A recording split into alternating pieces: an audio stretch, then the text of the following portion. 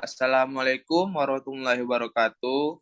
Perkenalkan, nama saya Ardiansyah dari kelas 2B Keperawatan dengan NIM PO 72 2012 11 746. Baiklah, di sini saya akan menjelaskan materi tentang peran perawat sebagai penyuluhan gizi. Peran perawat sebagai penyuluhan gizi, seorang perawat penting mengetahui ilmu gizi dan menerapkannya pada tindakan sehari-hari karena perawat selalu mendampingi pasien atau klien. Perawatlah yang selalu ditanya pasien atau klien tentang masalah kesehatannya. Perawatan adalah ilmu dan kiat yang berkenaan dengan masalah-masalah fisik, psikologis, sosiologis, budaya, dan spiritual individu.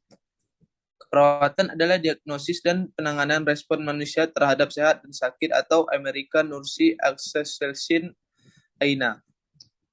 Peran perawat menurut Konsorsium Ilmu Kesehatan tahun 1989, peran perawat terdiri dari satu, sebagai pemberi asuhan keperawatan. Peran ini dapat dilakukan perawat dengan memperhatikan keadaan kebutuhan dasar manusia yang dibutuhkan melalui pemberian yang sederhana sampai dengan kompleks. Yang kedua, sebagai advokat klien, peran ini dilakukan perawat dalam membantu klien dan keluarga dalam menginstruksikan sebagai informasi dari pemberian pelayanan, khususnya dalam pengambilan persetujuan atas tindakan keperawatan. Perawat juga berperan dalam mempertahankan dan melindungi hak-hak pasien. Perawat dapat membantu menjelaskan kepada pasien mengenai diet atau kebutuhan gizinya. Yang ketiga, sebagai edukator, peran ini dilakukan dengan membantu klien dalam meningkatkan tingkat pengetahuan kesehatan, gejala penyakit, bahkan tindakan yang diberikan sehingga terjadi perubahan perilaku dari klien setelah dilakukan pendidikan kesehatan.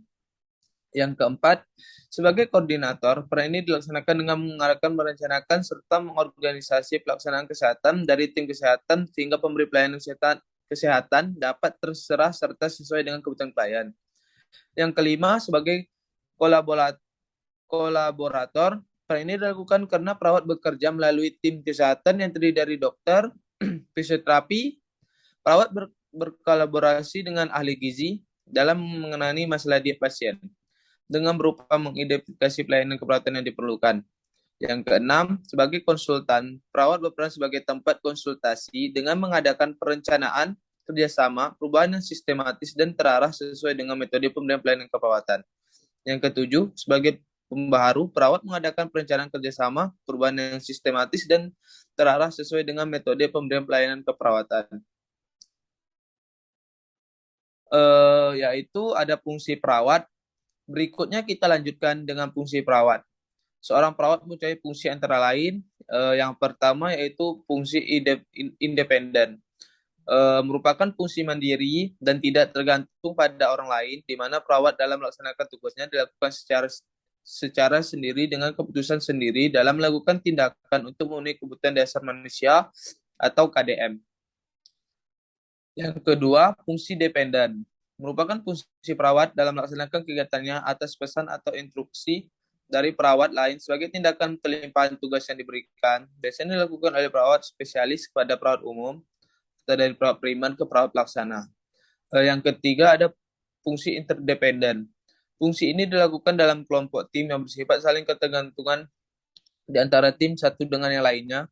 Fungsi ini dapat terjadi apabila bentuk pelayanan membutuhkan kerjasama tim dalam pemberian pelayanan. Keadaan ini tidak dapat diatasi dengan tim perawat saja, melainkan juga dan dokter ataupun lainnya.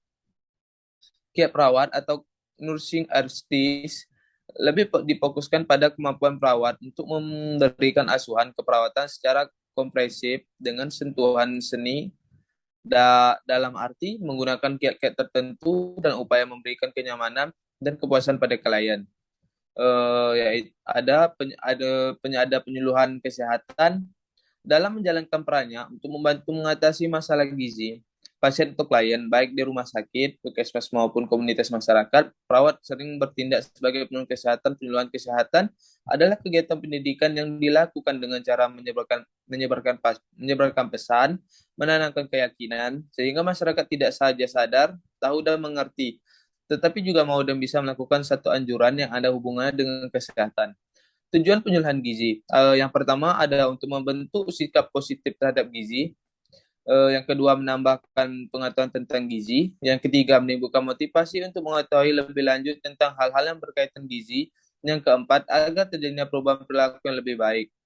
Sasaran penyuluhan bisa di individu, keluarga, kelompok, dan masyarakat. Penyuluhan kesehatan pada individu dapat dilakukan di rumah sakit, klinik, puskesmas, posyandu, keluarga binaan dan masyarakat binaan. Penyuluhan kesehatan pada keluarga diutamakan pada keluarga risiko tinggi, seperti keluarga yang menderita penyakit menular, keluarga dengan sosial ekonomi rendah, keluarga dengan keadaan gizi yang buruk, dengan sanitasi lingkungan yang buruk, dan sebagainya. Penyuluhan pada sasaran kelompok dapat dilakukan pada kelompok ibu hamil, kelompok ibu yang mempunyai anak balita, kelompok masyarakat yang rawan terhadap masalah kesehatan seperti kelompok lansia, kelompok anak sekolah, pekerja, dan perusahaan, dan lain-lain. Penyuluhan pada sasaran masyarakat dapat dilakukan pada masyarakat binaan puskesmas, masyarakat nelayan, masyarakat pedesaan, masyarakat yang terkena wabah lain-lain. Eh, Yaitu ada ciri-ciri penyuluhan gizi terdiri dari yang pertama, penyuluhan kesehatan perlu direncanakan dimulai dari penemuan data atau masalah yang dihadapi, penetapan tujuan, hingga evaluasi dan pengembangan. Yang kedua, penyuluhan merupakan suatu proses dalam suatu rangkaian kegiatan. Satu kegiatan disusul dengan kegiatan lain, artinya lebih dari satu kegiatan. Yang ketiga, penyuluhan menggunakan kombinasi pengalaman belajar. Hal ini berarti bukan hanya satu metode. Yang keempat, penyuluhan disampaikan kepada individu, kelompok maupun massa. Yang kelima, tujuan penyuluhan adalah adanya perubahan perilaku hidup sehat. Perubahan perilaku yang berarti pengetahuan, sikap dan keterampilan. Perilaku hidup sehat meliputi promotif, preventif, kuratif, dan rehabilitatif. Yang keenam, bila ingin melakukan penyuluhan, ada baiknya melakukan persiapan. Adapun langkah-langkah persiapan penyuluhan yang pertama yaitu mengenai masalah masyarakat dan wilayah tempat perawat akan melaksanakan penyuluhan mengenai masalah dapat dilakukan melalui mengenal program yang akan ditunjang dengan penyuluhan, mengenal masalah yang akan ditangguni, yang dasar pertimbangan untuk menentukan masalah, mempelajari masalah tersebut meliputi pengertian sikap dan perilaku. Mengenai masyarakat, dengan mengetahui jumlah penduduk khusus, golongan rawan sosial dan ekonomi masyarakat, pola konsumsi di masyarakat, sumber daya pengalaman masyarakat terhadap program, dan pengalaman masyarakat di masa lalu. Mengenal wilayah dapat dilakukan dengan mempelajari lokasi penyuluhan. Memperhatikan apakah lokasi terpencil, gunungan atau danar jalur transportasi, memperhatikan kapan musim hujan dan kemarau, daerah kering, atas cukup air, banjir, daerah perbatasan. Dan selanjutnya menentukan prioritas kegiatan penyuluhan dilanjutkan dengan menentukan tujuan. Tujuan penyuluhan sebaiknya meliputi tujuan jangka pendek yaitu terciptanya pengertian sikap norma, tujuan jangka menengah yaitu perilaku sehat, dan tujuan jangka panjang yaitu status kesehatan yang optimal. Langkah berikutnya menentukan sasaran yang harus diperhatikan penyuluh dari segi sasaran antara lain tingkat pengetahuan, keterampilan, dan sikap sasaran sosial budaya, masyarakat setempat, dan jumlah sasaran. Metode penyuluhan yang dapat digunakan antara lain, yang pertama, metode ceramah adalah suatu cara dalam menerangkan dan menjelaskan suatu ide, pengertian ada pesan secara lisan kepada sekelompok sasaran sehingga memperoleh informasi tentang kesehatan. Yang kedua, metode diskusi kelompok adalah pembicaraan yang direncanakan dan telah dipersiapkan tentang suatu topik pembicaraan di antara 5-20 peserta atau sasaran dengan sebagai pemimpin diskusi yang telah ditunjuk. Yang ketiga, metode curah pendapat adalah suatu bentuk pemecahan masalah di mana setiap anggota mengusulkan semua kemungkinan pemecahan masalah yang terpikir oleh peserta dan evaluasi atas pendapat tadi dilakukan kemudian. Yang keempat, metode panel adalah pembicaraan yang direncanakan di depan pengunjung atau peserta tentang sebuah topik. Diperlukan 3 orang atau lebih panelis dengan seorang pemimpin. Yang kelima, metode bermain peran adalah memerankan sebuah situasi dalam kehidupan manusia dengan tanpa diadakan latihan, dilakukan oleh 2 orang atau lebih untuk dipakai sebagai bahan pemikiran oleh kelompok.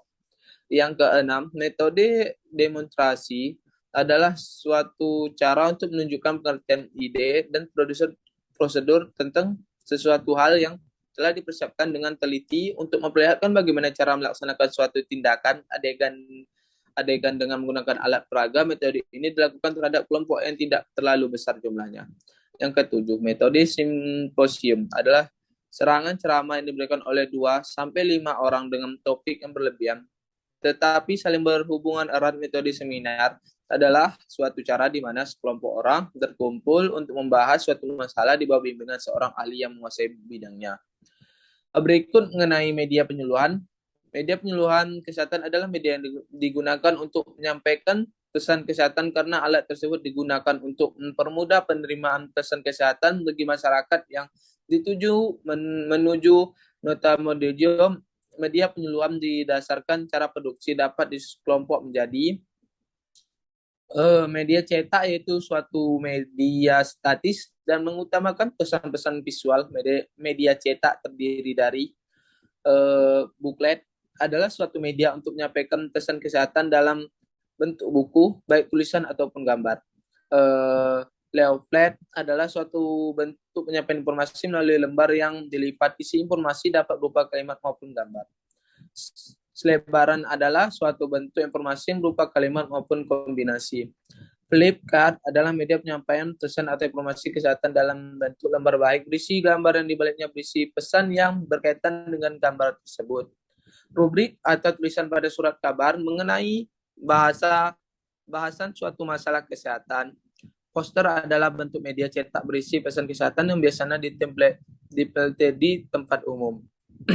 Foto yang mengungkapkan informasi kesehatan yang berfungsi untuk memberi informasi dan menghibur.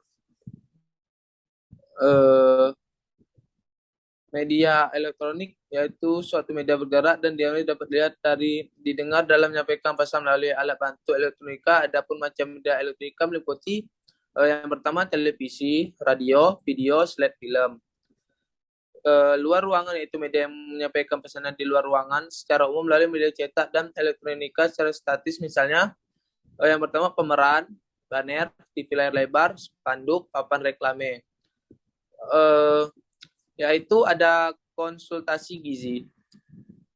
Walaupun yang melakukan konsultasi gizi adalah ahli gizi, sebagai seorang perawat sebaiknya juga memahami teknik-teknik konsultasi ini untuk memberikan arahan kepada pasien. Konsultasi gizi merupakan serangkaian proses belajar dan mengembangkan pengertian dan sikap positif terhadap makanan agar penderita dapat membentuk dan memiliki kebiasaan makanan baik dalam hidup sehari-hari. Konsultasi gizi merupakan suatu proses dalam membantu seorang mengerti tentang keadaan dirinya, lingkungan dan hubungan dengan keluarga dan membangun kebiasaan yang baik termasuk makan sehingga menjadi sehat dan produktif. Konseling gizi adalah serangkaian kegiatan sebagai proses komunikasi dua arah untuk menemukan dan meningkatkan pengertian, sikap dan perilaku sehingga membantu pasien atau klien mengenali atau mengatasi masalah gizi melalui pengaturan makanan dan minuman. Menolong individu dan keluarga memperoleh pengertian yang lebih baik tentang dirinya dan permasalahan yang dihadapi. Konseling yang efektif adalah komunikasi dua arah antara klien dan konselor tentang segala sesuatu yang kemungkinan terjadinya perubahan perilaku makan klien. Hal ini dapat dicapai oleh konselor dan menumbuhkan kepercayaan dari klien sehingga mampu dan mau melakukan perilaku baru untuk mencapai status gizi yang optimal. Konseling gizi dilakukan oleh seorang ahli gizi. Perawat dapat merekomendasikan